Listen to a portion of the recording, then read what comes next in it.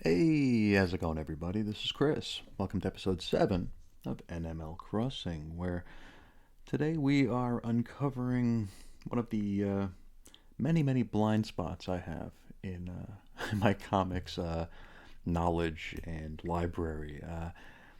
It's funny, I think of myself as being fairly knowledgeable in this little niche hobby of ours, but I don't know, I'm finding out more and more what I don't know and what I have no real frame of reference or experience with. Today, we're covering a book right out of that playbook. But before we get into it, I wanted to talk about. It's weird. I've never read this book before, but it takes me back to just looking at it. Takes me back to a different time in this industry that we all love or tolerate or used to love or enter whatever you got here. And the reason it takes me back is the cover.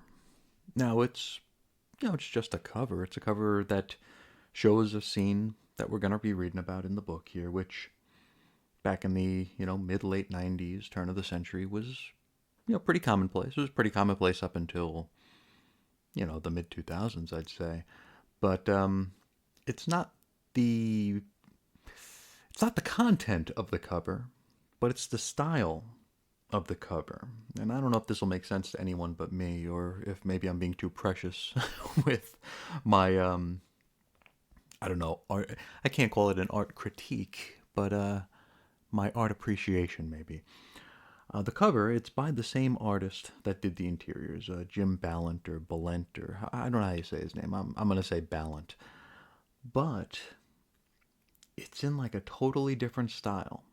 The cover looks more polished and it pops more than the sequential art inside, which, like I said, it takes me back to when artists would put a little bit extra into their cover work because they knew that that's the cover and that's like a big deal and people are going to see it and people might decide whether or not to buy the thing based on, I mean, we're not supposed to judge a book by its cover, but it's definitely something that we do, right? So it kind of gives me, the cliche warm fuzzies to see that an artist puts a little bit more effort into their cover because back then covers mattered. You know, um, Catwoman number 56 back in 1998 wasn't getting 35 variant covers. 34 of which are lazy pinups or blank. That this was actually a time where I don't know, the cover had to kind of speak for the comic. It's kind of this weird frontline advocate for the comic or any given comic where it could make or break the book. And I don't know, it really takes me back to when that sort of thing was a thing, and I miss it. Not to sound like the dude yelling at a cloud or whatever, but I definitely miss this sort of a feel. And speaking of this run of Catwoman here, it's funny. The other day, as I was trying to fill in the remaining holes in my NML Crossing to-do list, I went to a store that it's actually a store I hadn't gone to in about a year because they had moved. They'd moved locations like a mile away from where they were, less than a mile from where they used to be, and I just never got around to their new location. I kind of forgot about them.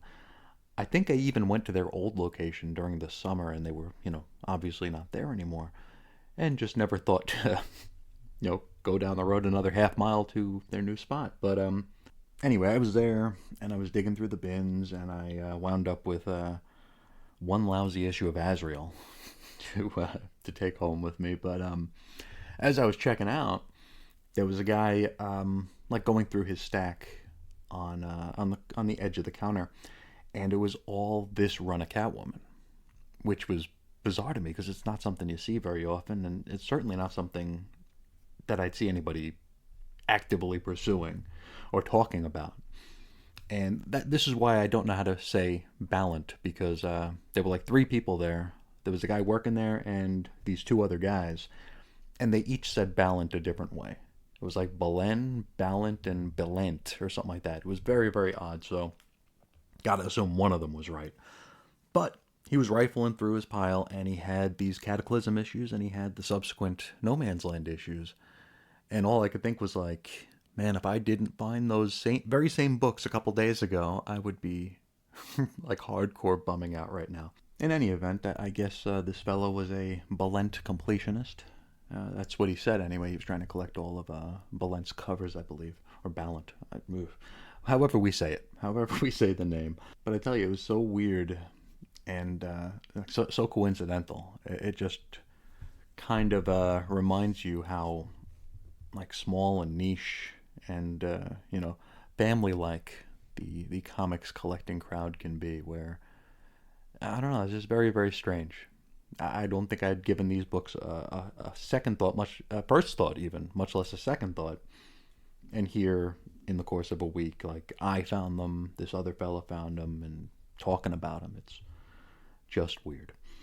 Now, speaking of talking about them, how about we do that? I'll stop rambling and vamping. Boy, I can't say words today. Let's get it. I guess how's that different from any other day? Let's get into it. This is Catwoman Volume 2, number 56, which had an April 1998 cover date. And you know what? I'm going to Columbo you here. One more thing. Catwoman Volume 2. Just like we had Nightwing Volume 2. This is a weird thing here. I get very, very up my own ass about, like, volume numbers. It's just one of my major defects as a... whatever the hell it is that I am. But growing up, like when you look at the price guides, like Wizard or Overstreet or whoever the hell else was putting out price guides back then, sometimes like the Catwoman miniseries would be called Catwoman miniseries. Sometimes it would be called Catwoman Volume 1. And that was the same with Nightwing. You know, the Nightwing miniseries is sometimes called Nightwing miniseries, sometimes it's called Nightwing Volume 1. Robin, forget about it. We'll talk about that either next episode or the episode after that, when I go really, anal on these on these volume numbers, because that one's a trip too. I'm just wondering, what do you guys call it? Like, if you even bother to call it, because I mean, at the end of the day, this is just stupid crap that keeps morons like me awake. But this Catwoman ongoing, would you call it just Catwoman? Would you call it Catwoman Volume 1? Would it be Catwoman Volume 2? Please let me know and let me feel a little less alone in the world. But, okay, I'll stop there. Let's talk about the damn story. Cataclysm, Part 6, Claustrophobia. Written by Devin Grayson with pencils by Jim Ballant? I don't know. Inks, John Stanisi. Colors, Buzz Setzer. Letters, Albert de Guzman.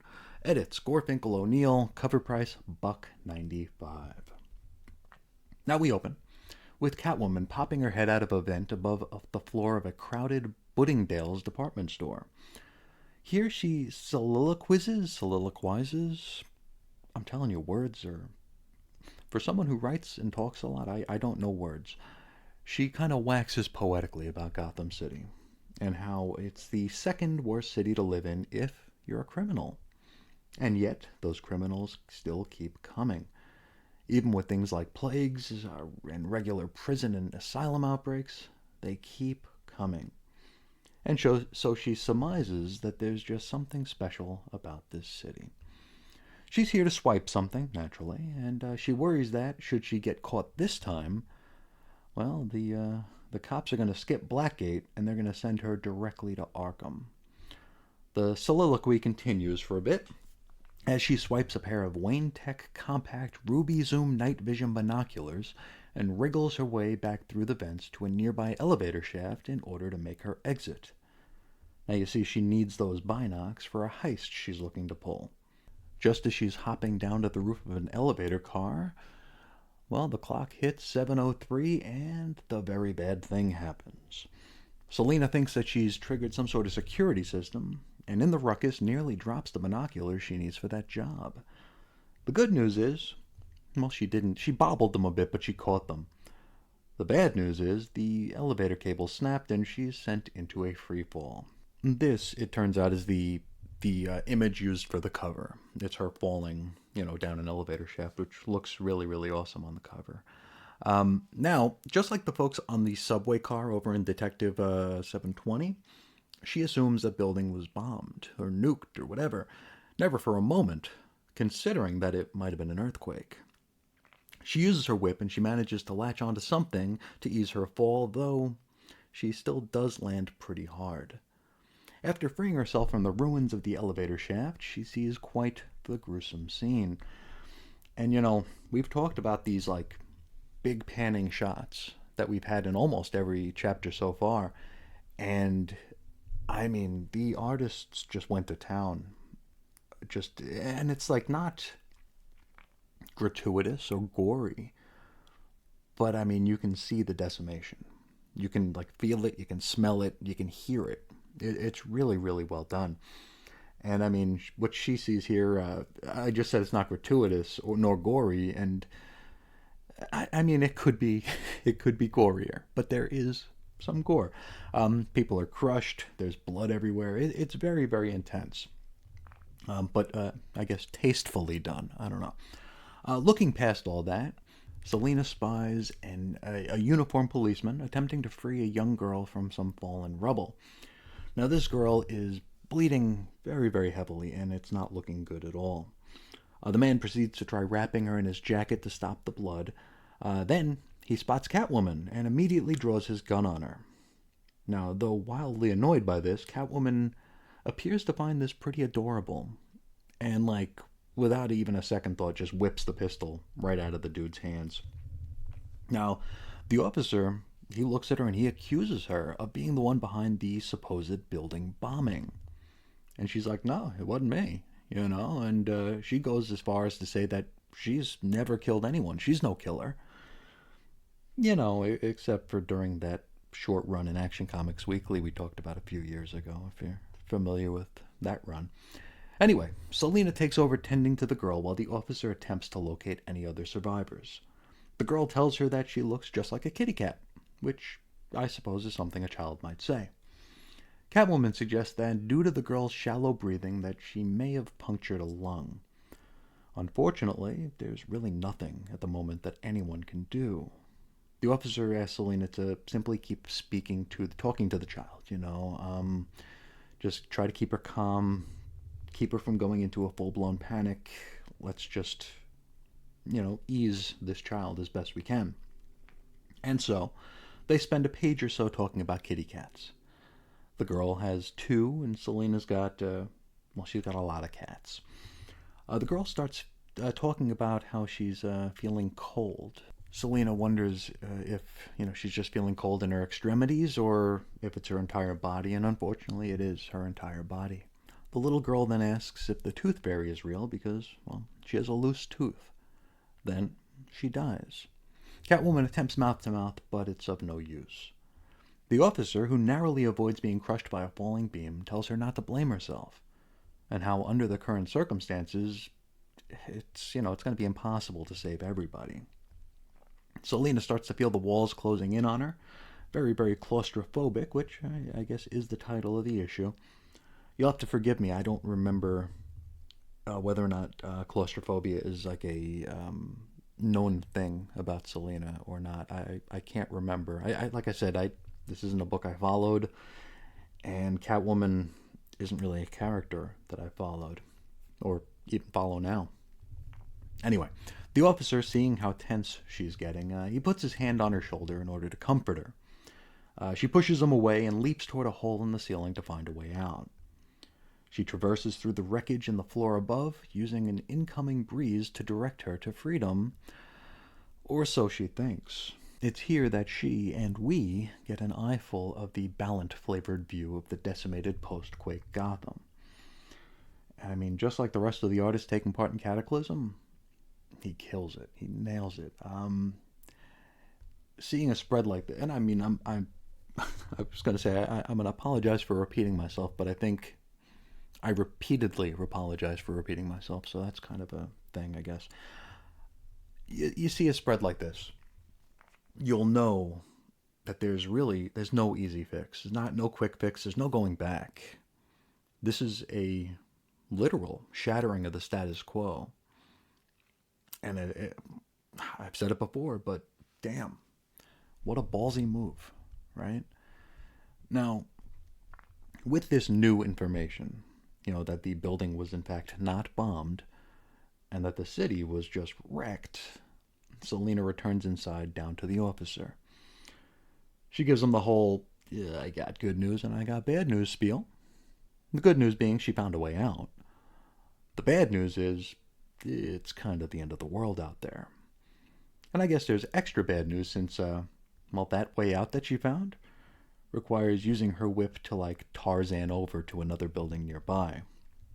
And so, over the course of the next several pages, Catwoman delivers the small group of survivors to the relative safety of the next building over. Which kind of reminds me of the Nightwing scene where he pulls those survivors out of the bus one by one. I'm not sure if parallels are meant to be made, but I dig it all the same. It shows us that these heroic actions aren't like hand wavy. It's not like, and so 5 minutes later they're all saved. It's like personal. It's like intimate in a way. One-on-one, taking these people to safety, ferrying them over, knowing that with each swing or each yank out of the bus, that there may not be any going back. And I like that it's, I don't know if meticulous is the right word for it, but I mean, you feel it. You feel it, and it really works out well. We close out the issue with Selina looking at the flaming wreckage that was once her home city, and after she takes in one more eyeful of it, she begins to sob. Next time out, Robin, volume whatever we're going to call it, number 52. Alrighty, so let's talk about it. This was a really good issue. I'm really enjoying seeing where each of our feature characters are as the Quake Kids. Like we've talked about before, it illustrates how out of nowhere this disaster was, and how most disasters are. Nobody was prepared, and it wasn't something that could have ever been stopped or avoided. It's bigger than the bad guys, it's badder than the bad guys. I really like the depiction here, and I like how I mean, I've talked about this before, and again, to repeat myself, it's like our heroes, or our characters, I'll say, are just going about their business when everything changes. A lot of us have been alive for, things that have happened that have changed everything. 1 second, everything's going one way, and then the next second, nothing will ever be the same. And, like these opening chapters are almost like the superhero approximation of, or the comic book approximation of slice of life, where, okay, going about my regular day, and then, well, not anymore, right? There's a new normal, and it's going to take some adjusting to. Now, we've talked a fair amount on this channel about the writer of this issue. I mean, there's an episode of the Cosmic Treadmill. If you go on your audio device and scroll about 10 miles deep down the list of shows, you'll find an episode where Reggie and I discussed a certain inconvenient issue of Nightwing, which I've also written about, and is oddly one of my most viewed posts over at the blog. Like, pretty much every single week, it's on the top of my stats. It's a pretty infamous issue. And if you're familiar with it, you know. If you know, you know. If you don't, it doesn't take you long to find out. Now, the tone and tenor of that discussion, as well as my own coverage on the blog, might give you the impression that I'm not a fan of this writer. But that's not the case at all. Devin Grayson, in my opinion, is a really good writer. Though she does have some tendencies that remind me a bit of, well, me. Not that I'm comparing our levels of writery or storytelling talent. I mean, one of us is a professional and one of us is an idiot who talks to himself into a microphone. It's just that Devin tends to, in my opinion, overwrite. She can be very, very wordy. and not in a Claremontian sort of way, but in a, hell, I hate to say this because it's going to sound like a dismissal or an insult, but I assure you that it's not. It reads a little bit, and again, this is not meant as an insult, but it reads a little bit fanficky, which maybe I'm manifesting this since, I already know that Ms. Grayson did get her start in the APPAs in the fanfic community. Like I said, though, it's not bad. It's actually quite good. And I totally remember her style feeling kind of like a breath of fresh air when I first discovered it back around the turn of the century. And it wasn't because she was a girl writer. It was because she was good. Everything felt fresh and new. It felt like a new voice. Like comics kind of, at least the comics that I read, because I mean, comics is a very broad medium. But in the comics I read, everything felt kind of the same. It was the same voices. It was the same sort of ticks. But Grayson and her cohorts, we're gonna be covering a lot of them during the run here on NML Crossing, like the Greg Ruckas and the like. Felt very, very fresh. Felt very, very new. And I mean, the name Devon doesn't exactly tip you off that this is a woman writing these books, right? So I'm guessing the first few times I read her, I didn't even know. What was I saying about wordiness and not getting to a point? Oh yeah, that's me. Brevity and subtlety are not really on display in this here issue. There are soliloquies, over explanations. Pretty much, if you're familiar with me talking to you or writing at you, it's kind of like what I do. I have this weird allergy toward brevity, or is concision a word? Is that how you say concise in a different way? I don't know. How about I stop circling this particular drain and we just talk about the story? It's another 703 story, of course, which is totally fine. Selina is going to be a player in the No Man's Land story toward, I want to say, the latter third of the run. At least if the reading orders that I'm amalgamating into our to-do list are correct. So, it's cool to see where she was and what she was up to when the very bad thing happened. That said, while I enjoyed this, there was something kind of paint by numbers about it. And again, it's no fault of the issue itself. Like, we've got this sort of kind of bad guy in Catwoman who, in the face of disaster, is thrust into this role of protector and savior. I feel like we've kind of seen this trope play out many times in comics, which again doesn't make it bad because this wasn't bad. It just makes it kind of difficult to actually, talk about, which, is kind of what I try to do here, with extreme emphasis on the word try, because there are definitely more erudite folks you could be listening to right this very moment. Overall, like I've said probably a dozen times to this point, I liked this. Catwoman was not a book I would have ever thought to pick up back in 1998 or 1999 or any time, except for maybe like that first year of the Brubaker volume, really. But I tell you what, I'm glad this NML project kind of forced my hand and gave me an actual reason to check it out. We're going to have another issue of Catwoman that we'll be chatting up as part of the Cataclysm. Then I want to say we got 5 or so issues later on under a different writer, John Ostrander, if I'm not mistaken. But I'm certainly looking forward to more, and I hope you are as well. Before we cut out of here, let's hop into the mailbag. We have a few short missives to discuss. First one came to me via the blog from CJ Standel, and he says, "Good to hear you back recording. I love No Man's Land, but I also only read those 5 trade paperback volumes from the turn of the century. I'm just now, for some reason, finding out that these trades didn't collect the whole No Man's Land storyline. I knew it didn't collect Cataclysm and other precursors to the story, but I never knew that it was a scattershot collection of the NML stuff." And totally, that's exactly how I felt. And it took me a minute to realize that they weren't complete or even near complete. I felt like when I found those, because I was collecting those as they came out, because they started coming out into the new Gotham era, if I'm not mistaken. I could be wrong, but I know I bought at least half of those 5 trades on release day, when they hit, because I was following along that way, or I just decided to follow along that way, and I felt like I was getting away with murder.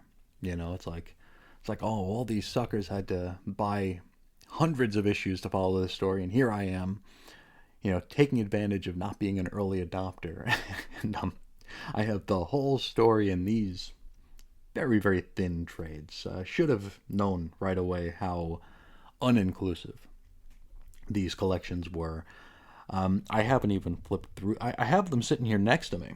I haven't flipped through them to see which stories did appear. I think that could be a fun thing to look at, just to see how much was missing and how many people were in the same boat as us back around the turn of the century, receiving the story in these wildly abridged trade collections. Now, I think I was probably tipped off that these things were so abridged when the next generation of the trades came out, like the new collections, the new printings or whatever. And I'm looking at No Man's Land Volume 1, and it's like twice as thick as the No Man's Land Volume 1 that came out in turn of the century. It's like, oh, maybe they're combining volumes. And then you see like the full spread when they all come out, and it's like, that's quite a bit thicker than the 5 volumes I have. But I would like to thank you so much for checking it out, CJ, and I hope you stick around and we get to experience, the full scope of this No Man's Land era together for the first time. Next, a very brief welcome from our friend Andrew McAvoy over at the blog. He says, I'm glad to hear you back on the airwaves/podwaves. And I like to include things like this because, I'm nobody. I mean, I tend to believe that nobody notices if I'm here or if I'm not here. So it's always very, very heartwarming to get a welcome back like that, especially from a pal like Andrew. So thank you very, very much for your kind words.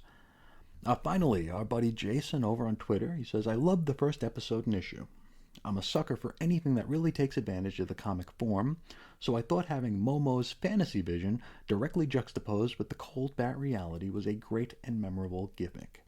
Seems like this Chuck Dixon guy really knows his way around a comic.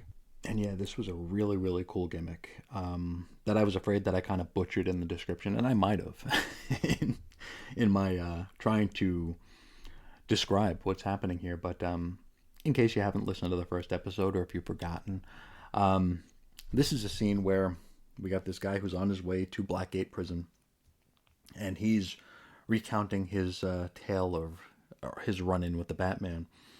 And this is a post-Zero Hour story, so Batman, for all intents and purposes, does not exist. Publicly, officially, he is an urban legend. He's something put out there to scare criminals. He is not real. So that gives creative license to criminals and bad guys who claim or have actually run into him. So we got this guy Momo, who's a real loser, and he's talking about his run-in and how the Batman that he fought and beat, of course, because Momo did get the better of the Batman, was 7 feet tall, between 300 and 400 pounds. He had the claws of a tiger. He was just a bestial character that Momo beat up. And that's what we're actually seeing play out on the left side of the page. We're seeing this monstrous Batman just getting his ass kicked. But on the right side of the page, we're seeing what actually happened, which was this dude Momo getting knocked out in one punch from Robin, which it's so cool to be able to play with the comics language that way. And it also makes great use of that odd and awkward Batman doesn't really exist era in the character's history. So really cool stuff. And I'm so glad you were able to check out the issue and listen to my butchering of it, Jason. So thank you so much for your kind words. And if anybody out there has any kind, unkind, or in the middle comments to make, please feel free to do so. You can find me all those different ways. What is it here? weirdcomicshistory@gmail.com, chris'sinfiniteearths.com, Ace Comics on Twitter, 90s X-Men on Facebook, all those places you can reach out and we can talk about this stuff or whatever you want to talk about. I'm always around.